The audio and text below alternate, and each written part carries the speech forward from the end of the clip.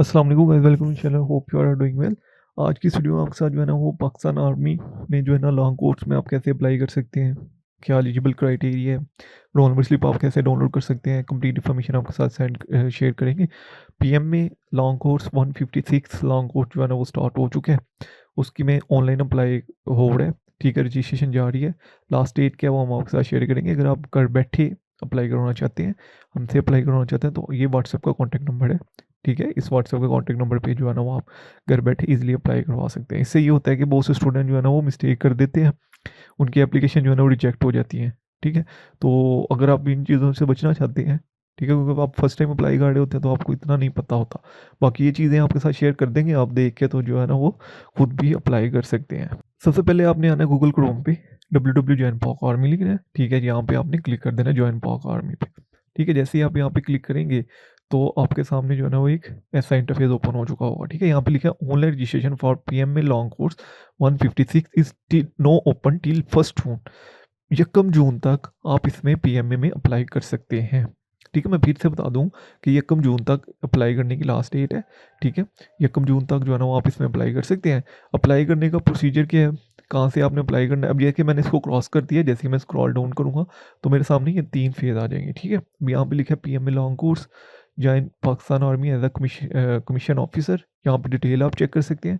यहाँ पे आप एग्ज़ाम की स्लिप जो है ना वो डाउनलोड कर सकते हैं और यहाँ पे आप अप्लाई नाउ पे क्लिक कर सकते हैं। थोड़ी सी डिटेल आपके साथ शेयर कर दूँ कि यहाँ पे जो है ना वो 17 से 22 ईयर आपकी एज होनी चाहिए, ठीक है। Married serving personal army officer, अगर आप पहली चीज़ ये है कि अनमेरिड ही अप्लाई कर सकते हैं, ठीक है। ऐसे जो पर्सन है जो कि पाकिस्तान आर्मी में सर्व कर रहे हैं एज अ सोल्जर, ठीक है, वो अगर मैरिड भी हैं तो वो married armed force over 20 year of the age are eligible, ठीक है। और मेल ही सिर्फ कर सकते हैं। 5 फीट 4 इंच हाइट होनी चाहिए और वेट पर इंडेक्स होना चाहिए।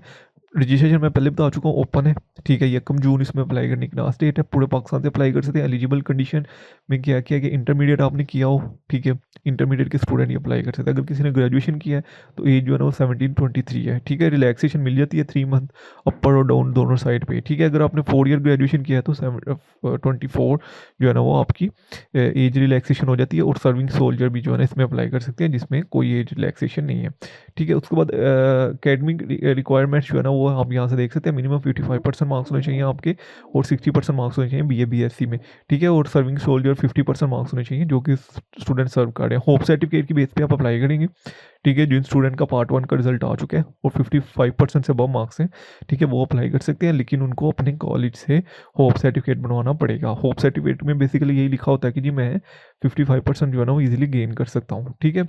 इन एलिजिबल कंडीशन भी आप एक दफ़ा पढ़ लीजिएगा। जो स्टूडेंट 2 दफ़ा ISSB से नॉट रिकमेंडेड हो चुके हैं, ठीक है, वो नहीं इसमें अप्लाई कर सकते। ISSB से, ठीक है, इनिशियल नहीं। Thrice failure in initial test will be ineligible for future PML on course। clear in initial test academic will be ineligible for future PML on course। ये सारी चीज़ें आप जो है ना एक दफ़ा पढ़ लीजिएगा, ठीक है। ड्रग जो लेते हैं वो भी इनएलिजिबल है, ठीक है। एक दफ़ा रजिस्ट्रेशन और प्राइमरी सिलेक्शन जो है ना वो आप यहाँ से एक दफ़ा चेक कर सकते हैं, ठीक है। यहाँ से प्राइमरी सिलेक्शन वगैरह का प्रोसीजर आप चेक कर सकते हैं। सबसे पहले आपका स्क्रीनिंग टेस्ट होगा, ठीक है। फिर जो है ना वो written intelligence and English and ऐसे टेस्ट होगा, ठीक है। Medical examination, physical. इसमें सब प्रोसीजर ये है सिंपल सा कि सबसे पहले आपका जो है ना कंप्यूटर बेस्ड टेस्ट होगा जिसको इनिशियल टेस्ट कहते हैं, ठीक है। उसके बाद आपका मेडिकल होगा, फिजिकल होगा, फिर एक इंटरव्यू होता है इनिशियल का, ठीक है। अब जो फिजिकल होगा उसमें जो है ना 1.6 किलोमीटर पुशअप है, क्रंच है, पुलअप्स है, ठीक है, और डिच क्रॉसिंग है, ठीक है। और इंटरव्यू होगा आपका, ठीक है। ये आप जो है ना वो देख लीजिए। उसके बाद फिर आप ISSB में जाते हैं, ठीक है। ISSB जो है ना वो 4 डेज़ की ISSB होती है। काफ़ी चीज़ें मैं पहले भी अपने इस चैनल पे अपलोड कर चुका हूँ इनिशियल के वाले से। फर्दर सिलेक्शन प्रोसीजर जो है ना वो ISSB का होता है, ठीक है। 2 साल की आपकी ट्रेनिंग होती है और डॉक्यूमेंट्स जो रिक्वायर्ड है वो आप यहाँ से चेक कर सकते हैं कि कौन कौन से डॉक्यूमेंट्स रिक्वायर्ड है। मैट्रिक पहली तो चीज़ ये है कि आपने अपने पिक्चर साथ लेके जानी है, ओरिजिनल डॉक्यूमेंट्स आपने अपने साथ लेके जाने हैं, ठीक है। 1 set of attested copies, 3 pictures आपकी होनी चाहिए, ठीक है। Original 1 copy of non recommended. अगर आप नॉन रिकमेंडेड हैं ISSB से तो वो चीज़ें आपके साथ होनी चाहिए। एडिशनल इन्फॉर्मेशन भी जो है ना वो एक दफ़ा आप यहाँ से चेक कर लीजिएगा, ठीक है। अब यहाँ पे हमने अप्लाई कैसे करना है, यही इधर ही मेन इंटरफेस पे आ जाते हैं क्योंकि वो यहाँ पे नाउ पे मैंने स्क्रॉल डाउन किया, ठीक है। और यहाँ पे इंटरफेस इसका आ गया, ये आ गया, ठीक है। अब यहाँ पे अप्लाई नो पे क्लिक करूँगा। जैसे ही मैंने यहाँ पे अप्लाई नो पे क्लिक किया तो मेरे सामने जो है ना वो ये इंटरफेस हो गया, ठीक है। Instruction for initial registration, filling of this form is mandatory, ठीक है, सारे मैंडेटरी फॉर्म फिल करने हैं। Please fill all entire due to date of birth, CNIC, education, this can not be change in later stage. ठीक है, बाद में ये चीज़ें चेंज नहीं होती, जो चीज़ आप कंप्यूटराइज सेंड कर देते हैं वो फाइनल हो जाती है।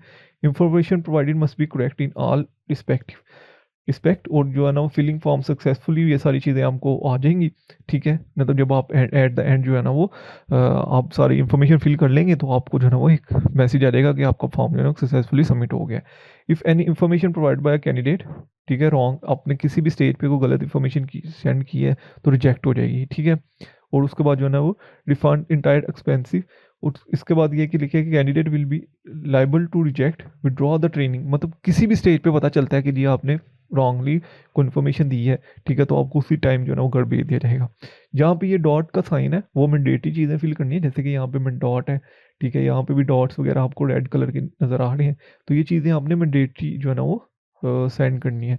ठीक है, साथ फिल करनी है। जहाँ पे डॉट नहीं होगा मैं आपको ये बता दूंगा कि ये चीज़ मैंडेटरी नहीं है।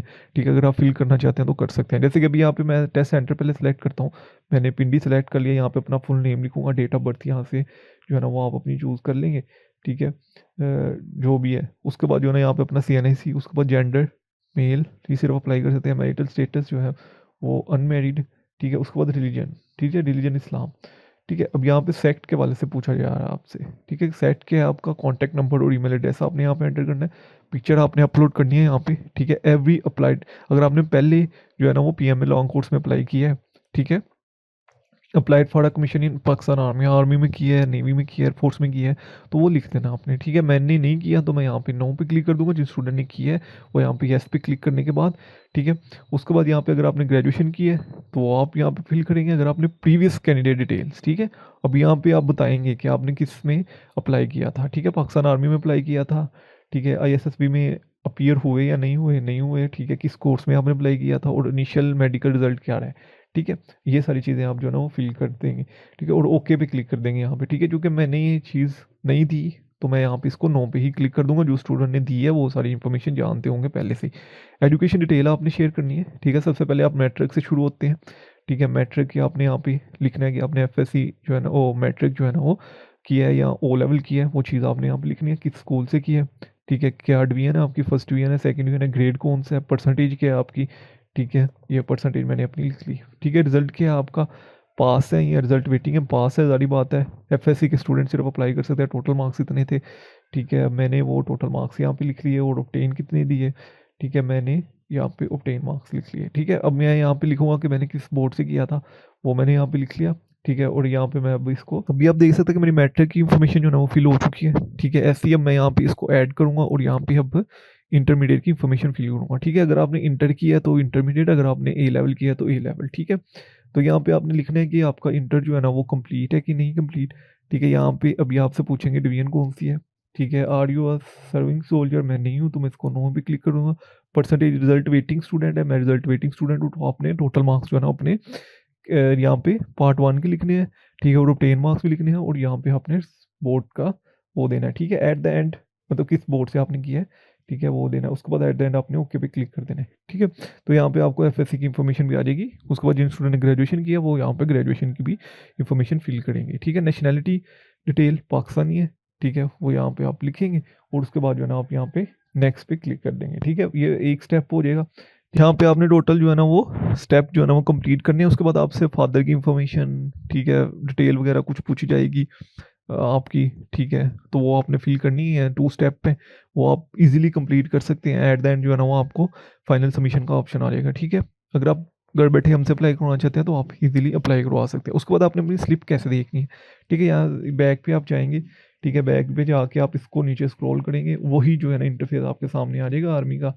ठीक है, यहाँ पे आ जाएगा। ठीक है, यहाँ पे आप एग्ज़ाम स्लिप, यहाँ पे जैसे ही आप क्लिक करेंगे तो आपके सामने एग्ज़ाम स्लिप का यहाँ पे ऑप्शन जो है ना वो आ जाएगा, ये देख सकते हैं। ठीक है, यहाँ पे आप अपना CNIC लगाएंगे, फादर का CNIC लगाएंगे। ठीक है, और ये जो है ना वो कोड एज इट इज़ यहाँ पे आप एंटर करेंगे। ठीक है, ये NP और ये ठीक है, ये कोड मैंने एंटर कर लिया और यहाँ पे मैं इसको सबमिट कर दूंगा तो मेरे सामने यहाँ पे मेरी स्लिप आ जाएगी। ठीक है, यहाँ पे आपने अपने CNIC करेक्ट जो है ना वो फिल करना है। ठीक है, यहाँ पे अपना और अपने फादर का दोनों का। ठीक है, फिर आपकी स्लिप भी जो है ना डाउनलोड हो जाएगी। तो उसके वाले से कोई अब जो चीज़ें आपने डॉक्यूमेंट साथ लेके जाने हैं टेस्ट सेंटर में, देखिए यहाँ पे इस स्लिप के ऊपर आपको आपकी डेट मिल जाएगी टेस्ट की। ठीक है, किस टेस्ट में किस डेट पे आपने का टेस्ट होगा। ठीक है, और नीचे भी लिखा होगा कि आपने कौन कौन से डॉक्यूमेंट्स लेके आने हैं। ठीक है, वो मैं पहले भी बता चुका हूँ कि आपने तस्वीर 3 होनी चाहिए, ओरिजिनल डॉक्यूमेंट्स होने चाहिए आपके मैट्रिक और FSC के। ठीक है, और साथ 2-2 3-3 कापी ज़रूर होनी चाहिए। ठीक है, और आपकी रोल नंबर स्लिप होनी चाहिए। ठीक है, और अपना CNIC साथ लेके जाना है। ठीक है, ये चीज़ें बाकी 300 रुपया पहले फ़ीस लेते थे, अभी तो नहीं पता क्या फ़ीस है टेस्ट की, इनिशियल टेस्ट की जो है ना वो फ़ीस। ठीक है, तो ये थोड़ी सी जो है ना वो चीज़ अपने माइंड में रख लीजिएगा। ठीक है, इसके वाले से कोई भी क्वेश्चन हो कमेंट में